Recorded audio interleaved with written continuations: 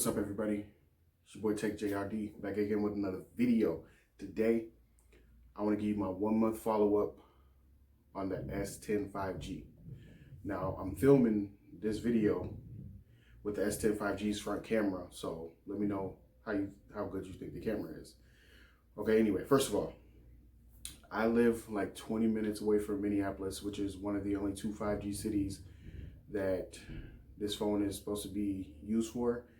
And I've only went one time to test the network. So first off, I didn't buy this phone for 5G because I'll be on to the next phone before 5G expands. So this phone, I honestly bought for the specs. I know we don't like to talk about the specs and people think specs and stuff overrated, which I kind of somewhat believe, but I bought this phone for the 6.7-inch screen, which is pretty much the biggest screen on the market other than like Huawei phones and stuff like that. I bought it for the screen. I bought it for the memory, which starts at 256, and there's a 512 version. I got the 256. I got it for that. I got the phone for, you know, the speakers, the camera, which the camera part of it was really intriguing to me because I had a S10 Plus. And that phone has the 3 cameras on the back. This one has 4 cameras on the back with an extra one on the front. So the cameras were a big deal in me want to switch to this phone. And after a month, I can say after the honeymoon period, because like after a week for the phone, I have a video. After a week, I was loving it. A month later, like, don't get me wrong, I still like the phone, but it has a few shortcomings. One, which happened to me 2 days ago, the screen went frizzy like a old TV, and it stayed like that for like 2 minutes, which I was really freaking out about because it's a brand new phone. I've had it for less than 2 months, and it literally, like, I was trying to take a picture of it, but by the time I found my other phone to take the picture of it, it stopped doing it. But the screen was just stuck and frizzy, which it was crazy. But anyway, especially for like a $1,300 phone, you don't want anything like that to happen to, make you think that there's something wrong with it. So little stuff like that. Samsung lag is real. This is like their top of the line phone, 8 gigs of RAM, like I said, over 200 gigs of storage in the phone.